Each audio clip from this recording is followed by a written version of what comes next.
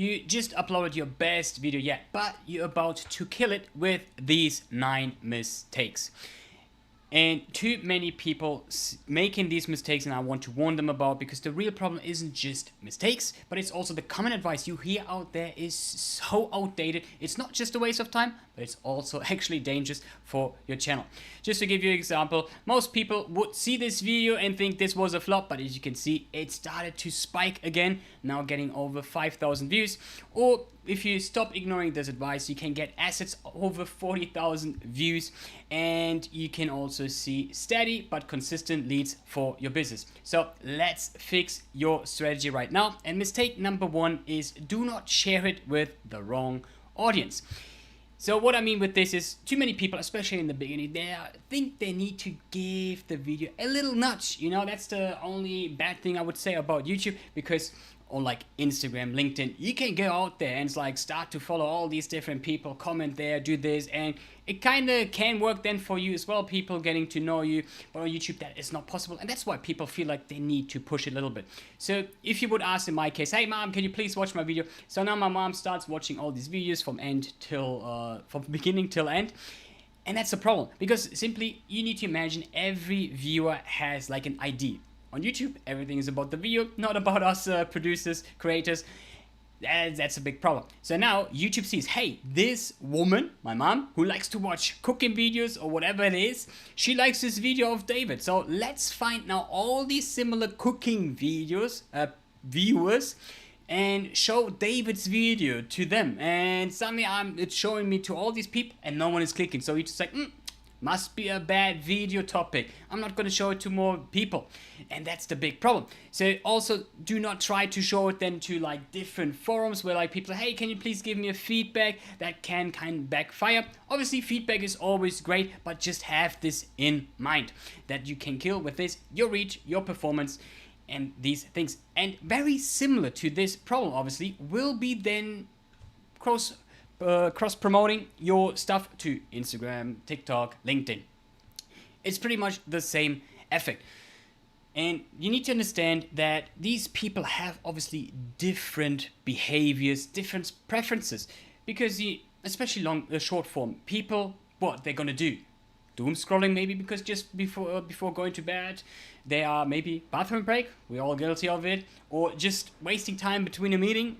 I mean, I just try to scroll through Instagram before this live, so I'm guilty of it too. And yeah, now trying to get people from like 30 to 60 seconds short, trying to get them to watch now a video which is like 20-30 minutes long, a podcast maybe 45 minutes, yeah, that is not gonna work. And I can also see this not just like from my feeling, I got data to back this up. So I've seen a 2% conversion rate among different channels. I also heard from like the much bigger strategists who work with like the Mr. Beast of YouTube, so more obviously on the entertainment side, and they saw also a 1%. So the bigger you get, it's also getting lower. And to prove to you where you can actually find this, so you can check. So this was a screenshot after 6 months working with a client, and you can see related shorts, a 0.6%. So in total, around 400 people watched it. Now, this is just coming from YouTube Shorts. Now you say, hey, but what about all the other ones? You talked about Instagram, LinkedIn, whatever. Yeah, you can see this here in the external. So we can see in the external, if I would click there, I can see, okay, now Instagram gets another 250, 100, LinkedIn 150, Instagram, LinkedIn. So in total, we have around like 600 views. There might be a few hidden ones as well. But let's say that gives you like a 1%. So now going back, adding the 0.6. So yeah, that's why I said less than 2%. And also very interesting to go to my next point as well, the average view duration from all these people is also much lower. So the browse and suggested, so where pretty much all of the stuff is happening on YouTube, you know, like you go in the home feed, this is browse, or on the suggested is on the side, like all the recommendation stuff on YouTube, they have here 12 minutes, they have 13, almost 40 minutes, external in total already lower, 7, but also here related shorts, 8. Now, if I'm going here from Instagram, here is 3 minutes from like almost 300 people. We have here is almost 8 minutes, 7 minutes, another 7 minutes. So much lower. If you're going back here, from those ones. And what is very interesting, just to give you a little tip on why you should also try to keep people in the loop with like end screens. We can see this here, end screens, unfortunately just 100 views, so we need to work on that. But here, 18 minutes, which is way higher even than browser suggested. So that's why YouTube always says, try to get your people to binge watch your stuff. Try to have like series. Always think about what's the next video. But that was just a tip on the side. Now, also, we had one scenario where it was a new channel. We had an explosive growth, explosive start, and then there's like, let's push it on Instagram because it's working so well. So they had like in the stories, they used the ads to push it even further. So people clicked on it, and they had like an average view duration of 10 seconds. Like, obviously, they were just watching a story and it's like, whoa, now I need to watch an hour-long podcast.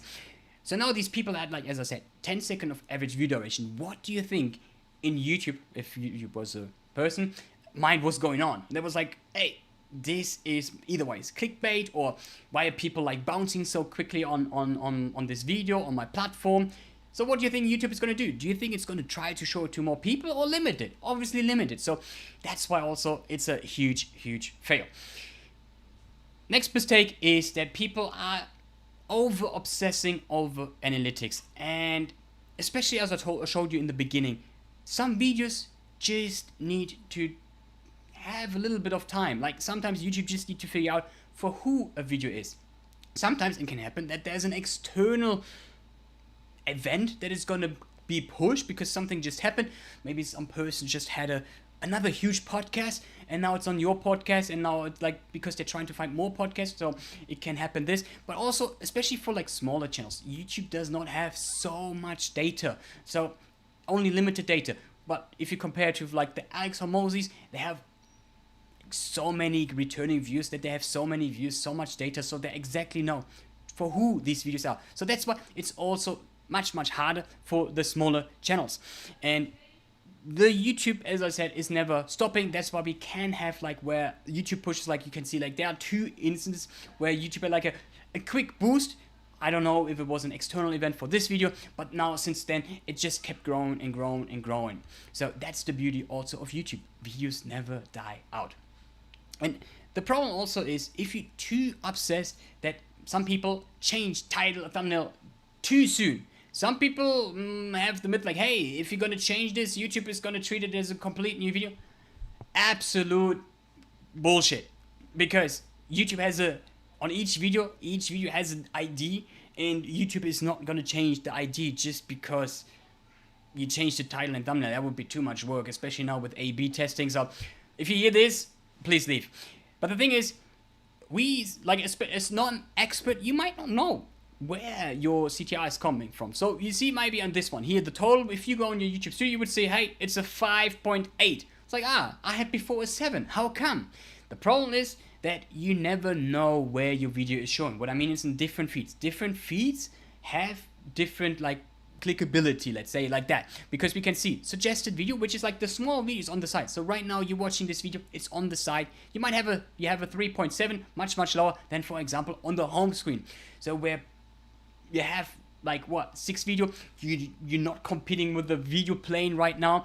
Or on the other hand, YouTube search. So if you have, because people there are more intentional, they're already searching for it, while on YouTube it's more like, okay, on which video am I going to click today, what am I feeling like, what is the best taste for me right now. So that's why always check where it's coming from.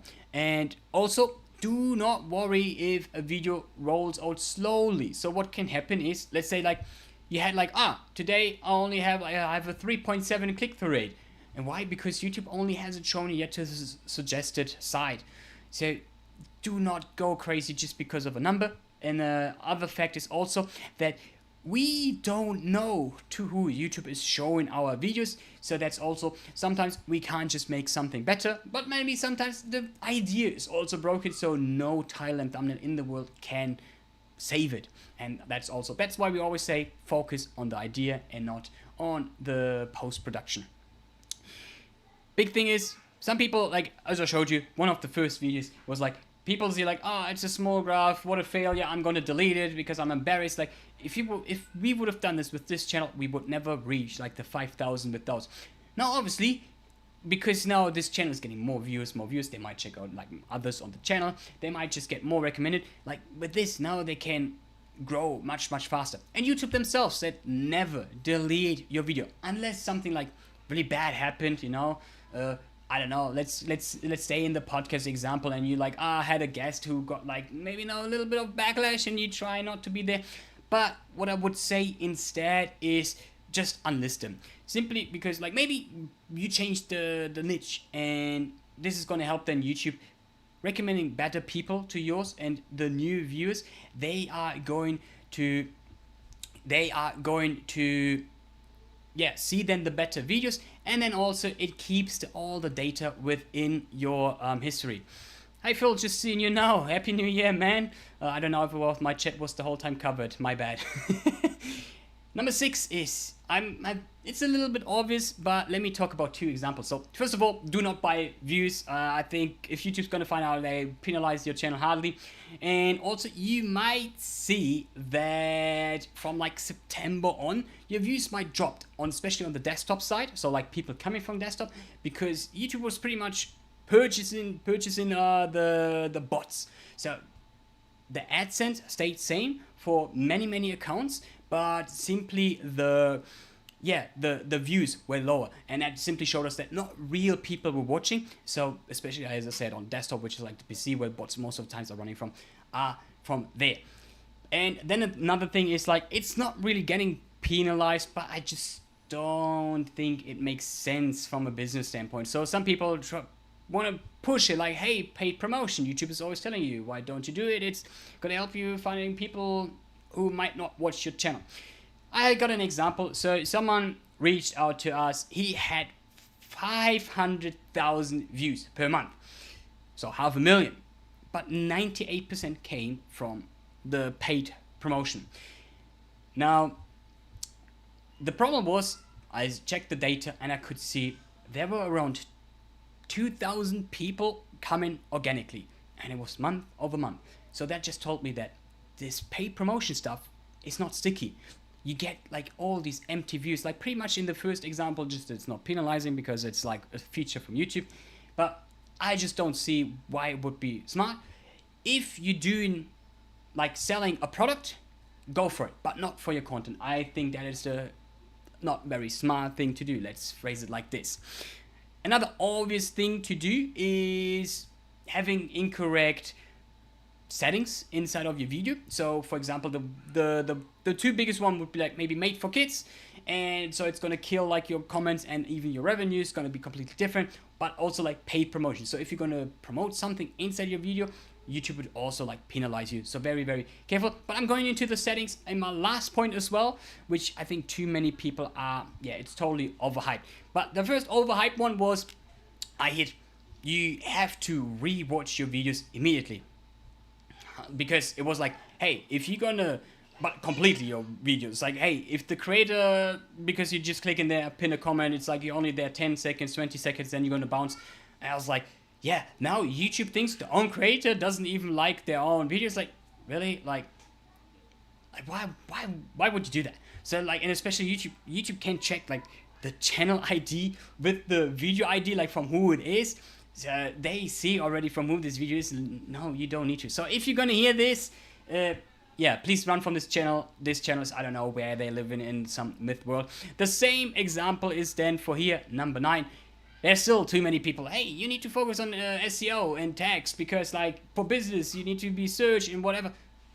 If you hear this, please run away, close this this channel. Just go to my channel, and because the thing is, only 20% is playing a role on SEO, so like search. I'm not talking about Google SEO, that's completely different. So we're just talking here about the YouTube SEO.